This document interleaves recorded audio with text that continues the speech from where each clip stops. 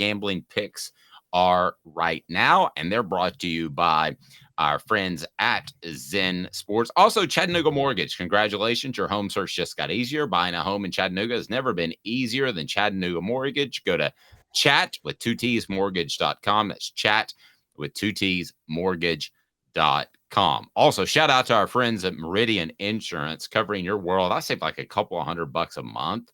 Are you paying too much for insurance? Probably so. You can click right below for a free quote. ShandaHasYouCovered.com. ShandaHasYouCovered.com. In these times where the inflation's crazy, an extra $100 or $200 in your pocket because of your insurance is a pretty nice thing to have. Gambling picks brought to you by Zen Sports are now Caleb Calhoun. So you get me started. If I agree, then it will be Hank Kingsley telling me, hey now. Or if I disagree, it'll be Tracy Morgan saying, that's crazy. All right, what do we got? Well, first of all, 20-9 last week, guys. Are you putting the glasses on? 20-9? 20-9, 2-1. We are 52-37 on the year. I am balling. All right, so let's go this week. What is Caleb? I'm your Huckleberry. That's right. He is your Huckleberry. All right. What do you got? Give me rolling. All right, so we got a Friday night matchup that's kind of intriguing, a top 25 one. It's Oregon State. It's Utah at Oregon State. Utah's 3.5-point underdogs. I'm going to take Utah to cover Utah plus 3.5 and the under. I've been betting against Utah for 2 weeks because Cam Rising's hurt. That defense is good.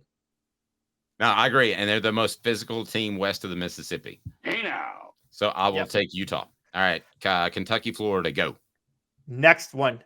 Every model is saying pick Florida to cover and even pull the upset. I'm going opposite. And here's why. Dave, you taught me about this. Florida practices at night. Kentucky practices in the morning. This is a noon game with Kentucky at home. Advantage Kentucky. And that's the advantage Florida had over Tennessee, by the way, with it being a night game. And so I'm going Kentucky to cover and win. And I'm going with the under because I think Florida's offense will just be a disaster. Interesting one. I'm going to disagree. That's crazy. I think Kentucky's actually a better football team and will win. Well, I said Kentucky will win. That was my point. Oh, okay. Well, then. I said they'll cover. Yeah. Kentucky covers. Sorry. Go ahead. Yes, Kentucky covers the 1-point spread and the under 44. All right. Arkansas, Texas A&M. Arkansas take plus 6.5. Go all in on this. Plus 6.5 Arkansas. This game is always close. And Texas A&M just lost their quarterback for the year. Hey now. It's an old Southwest Conference rivalry game. I think that means a lot to the fans. Doesn't mean a lot to the players who weren't born when the Southwest Conference was around, but they'll hear about it all week. So and 6.5 in favor of Texas A&M is insane. That's way too big of a spread. Yeah, especially since they're going to slow down the clock. I mean, the two teams might not score 20 points combined. All right, and then we get to Auburn, Georgia. Auburn is going to cover the 14.5-point spread, and I'm going to take the under in this one, 45.5, because Hugh Freeze's offense is not going to score much against Georgia, and Georgia's offense is not going to score much against anybody. So Auburn's covered. I'm with you. Georgia plays down to competition. Texas, Kansas. By the way, this is a top 25 game. Kansas is one of those basketball blue bloods undefeated, along with Kentucky and Louisville and North Carolina and Duke. But I got Texas covering the 16.5-point spread. They won this game last year, 55-14. They're at home this year, and they're better. And I think you take the over because I think the offense is going to roll. I think Texas should be in the conversation of teams that could win a national championship. I'm close to that, so I will agree. Hey now. All right, Vanderbilt, Missouri. All right, Missouri has 2 quality wins under their belt, the best resume in the SEC. Funny, but you know them. They're so unpredictable. Them going to Vanderbilt, and so is Vanderbilt. I feel like Vanderbilt will lose, but it'll be like a 1-score ugly game, and I'll take the under. I hate to say it, but I think Missouri covers that number. That's crazy. So Tracy Morgan agrees with me. All right, what do we got up next? All right, LSU, Ole Miss. LSU minus 2.5. I'm taking that all day. I think they blow out Ole Miss, and I'm taking the under 67.5 because Ole Miss scored 10 points last week. I don't think they're going to score that much more this week. Hey now. Frustration setting in at Ole Miss and talking to some people around the SEC. the Rebels might be the disappointment team of the conference. Don't be surprised if that happens. And I think LSU has not played its best this year, which has gotten their attention. So I think LSU does win and win easily. Notre Dame at Duke, my instinct I will is say this. I would disagree with you on the under because I think LSU wants to add points and not necessarily to run up the score, but to fine-tune that offense. Don't be surprised. Oh, no, I think LSU will score. I just don't think Ole Miss crosses 14 points. Agreed. But I could easily see this. I could see LSU scoring 45-50, and I could see Ole Miss being in the 14-16 range. If Ole Miss scores 16, LSU needs at least 52 to win to cut for the over. So agreed. Wow, big. You're betting on LSU huge on that. I think LSU wins big.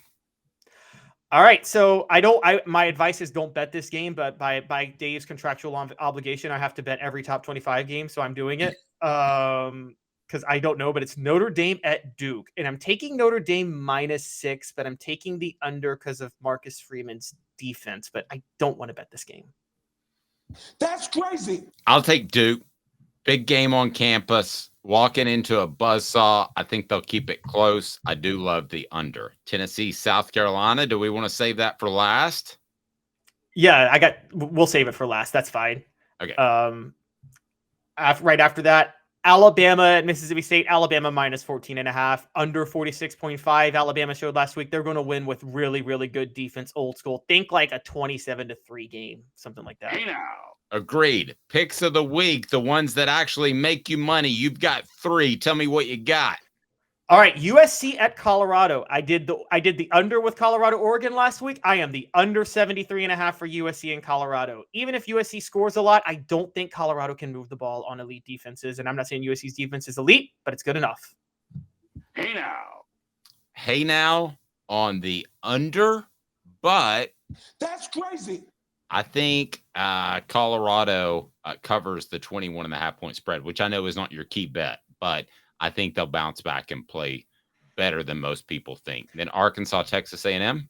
Yep, all in, guys. Arkansas +6.5. This is the easiest SEC bet of the week. They're not going to lose by a touchdown to Texas A&M. It's not going to happen. There he goes. He's feeling it. All right, Syracuse, Clemson. This is the worst line of the week nationally. Syracuse is undefeated. They're welcoming Clemson to town. Clemson is 2-2. You know, morale is low with that program right now. They've all but quit on the season to be out of the playoff race in September, and they just suffered a tough overtime loss. You think they're going to be up for this game against a team on the road that's in the top 25 and undefeated? I might take Syracuse money line. There you go. All right. Lastly, we have the Vols.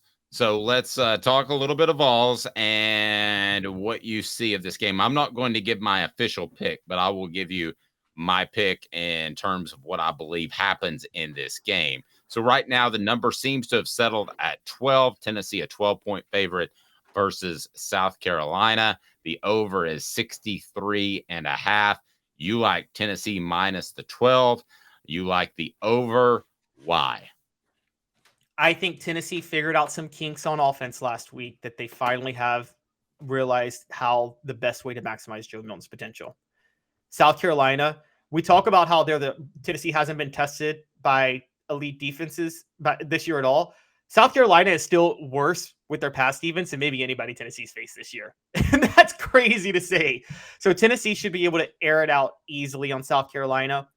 I think South Carolina is going to air it out on Tennessee, which is why I'm going the over. So the difference, I think, is Tennessee will at least get a couple of possessions stopped on a pass rush where they can force a turnover here or there, which is why, I mean, Dave, I'm looking at like a 56-42 type of game for Tennessee to win.